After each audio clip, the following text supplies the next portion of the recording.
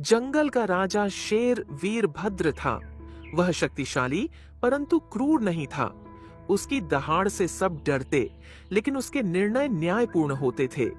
पर अब शेर बूढ़ा हो चुका था। उसकी चाल धीमी, दहाड़ कमजोर और आंखों की चमक फीकी पड़ने लगी थी। इसका फायदा उठाने की सोचने लगा था सियार चतुरक। वह चालाक और चालबाज था। उसकी जुबान मीठी, लेकिन मन में विष भरा था। उसने देखा कि राजा शेर अब कमजोर हो रहा है और यही सही समय है सत्ता पर कब्जा करने का। एक दिन वह लोमड़ी धूर्ता के पास पहुंचा और बोला, देखो बहन, अब समय बदल रहा है। बूढ़े शेर की दहाड़ में अब पहले जैसी ताकत नहीं रही। क्यों ना हम सब मिलकर कोई नया राजा चुने। लोमड़ी मुस्कुराई। तुम सही कह रहे हो सियार भाई, लेकिन राजा बनना इतना आसान नहीं। बाकी जानवरों को भी मनाना पड़ेगा। सियार बोला, बस वही तो मेरा खेल है। मैं सबको अपने शब्दों में फंसा लूंगा। अगले दिन सुबह सियार ने जंगल के बीचों बीच चिल्लाया, सुनो सुनो, जंगल की आम सभा बुलाई जाती है। सभी जानवर उपस्थित हों। सभी जीव एक एक करके इकट्ठे होने लगे। बंदर धीरे धीरे चलते आया। हाथी अपने भारी कदमों से धीरे धीरे चला। खरगोश फुदकता हुआ पहुंचा। लोमड़ी शालीनता से आई और अंत में खुद राजा शेर भी आया। सभा शुरू हुई। सियार आगे बढ़ा और ऊंची आवाज में बोला, महाराज, आप इस जंगल के राजा हैं, इसमें कोई शक नहीं। लेकिन अब आप बूढ़े हो चुके हैं। आपके बाद इस जंगल का क्या होगा? हमें एक उत्तराधिकारी चाहिए। सभा में सन्नाटा छा गया। शेर कुछ देर तक सोचता रहा, फिर बोला, सियार, तुम्हारी बात में सच्चाई है। मुझे भी चिंता होती है कि मेरे बाद इस जंगल का क्या होगा। सियार तुरंत बोला, तो फिर आइए, एक पंचायत बना लेते हैं जो तय करेगी कि भविष्य में कौन राजा बनेगा। शेर ने सहमति दे दी और इस तरह जंगल में पहली बार जंगल की पंचायत बनी। पंचायत में 5 सदस्य चुने गए। 1 हाथी गजेंद्र, सबसे बड़ा और शांत स्वभाव का। 2 लोमड़ी धूर्ता, चतुर और बोलने में तेज। 3 बंदर बुद्धिभूषण, हंसमुख पर ईमानदार। 4 हिरण चंपक, दयालु और न्यायप्रिय। 5 सियार चतुरक, खुद को सबसे बुद्धिमान मानने वाला। शेर ने कहा, अब तुम पांचों मिलकर जंगल के नियम तय करोगे और यह भी तय करोगे कि मेरा उत्तराधिकारी कौन होगा। सियार अंदर ही अंदर मुस्कुराया। अब तो खेल मेरे हाथ में है। पंचायत की पहली बैठक हुई। सियार ने प्रस्ताव रखा, राजा को वो होना चाहिए जो सबसे चालाक हो, क्योंकि चालाकी से ही जंगल सुरक्षित रह सकता है। लोमड़ी ने तुरंत समर्थन किया। सही कहा सियार भाई, ताकत नहीं, दिमाग ही असली ताकत है। बंदर ने बीच में कहा, लेकिन चालाकी अगर बुराई में बदल जाए तो जंगल का नाश हो जाएगा। हाथी बोला, राजा को बुद्धिमान और न्यायप्रिय होना चाहिए, चालबाज नहीं। सियार ने धीरे से कहा, बिल्कुल सही कहा, पर मैं तो बस सुझाव दे रहा था। इस तरह सियार अपनी बात हर ओर फैला रहा था, कभी मीठे शब्दों से, कभी तर्क से और कभी झूठी अफवाहों से। धीरे धीरे सियार ने जंगल में 2 गुट बना दिए।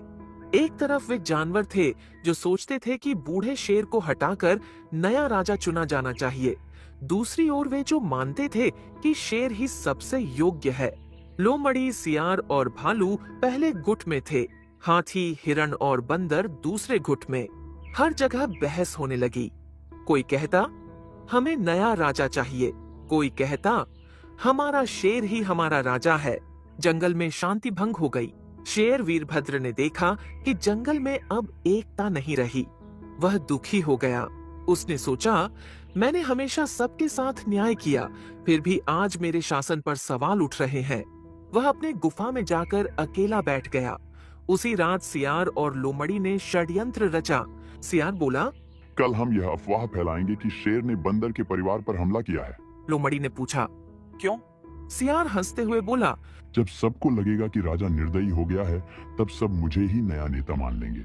अगले दिन सियार ने पूरे जंगल में अफवाह फैला दी। शेर ने बंदर के बच्चों को घायल कर दिया। बंदर यह सुनकर गुस्से में भर गया। वह राजा के पास पहुंचा। महाराज, क्या यह सच है कि आपने मेरे बच्चों को मारा? शेर हैरान रह गया। क्या? मैं तो अपनी गुफा से बाहर भी नहीं निकला। लेकिन अफवाह आग की तरह फैल गई। लोमड़ी ने भी अपने अंदाज में इसे और बढ़ाया। शायद अब शेर का दिमाग कमजोर हो गया है। जंगल में विद्रोह के स्वर उठने लगे। हाथी गजेंद्र को कुछ गड़बड़ लगी। वह चुपचाप सियार का पीछा करने लगा। रात को उसने देखा सियार और लोमड़ी किसी गुफा में मिलकर कुछ हंस रहे हैं। हाथी ने धीरे से उनकी बात सुनी। सियार बोला, कल मैं घोषणा करूंगा कि शेर ने खुद पद छोड़ दिया है। फिर मैं पंचायत से मुझे राजा बनाने का प्रस्ताव रखूंगा। हाथी ने यह सब सुन लिया। अगले दिन पंचायत बुलाई गई। सियार ने ऊंची आवाज में कहा, मित्रों, हमारे पुराने राजा ने खुद पद छोड़ने की इच्छा जताई है। अब हमें नया राजा चाहिए।